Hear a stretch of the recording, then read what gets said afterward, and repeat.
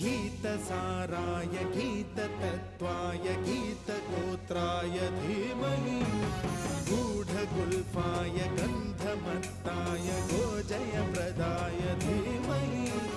गुणातीताय गुणाधीशाय गुणप्रविष्टाय धीमहि एकदन्ताय वक्रतुण्डाय गौरीतनयाय धीमहि गजेशानाय भालचन्द्राय श्रीगणेशाय धीमहि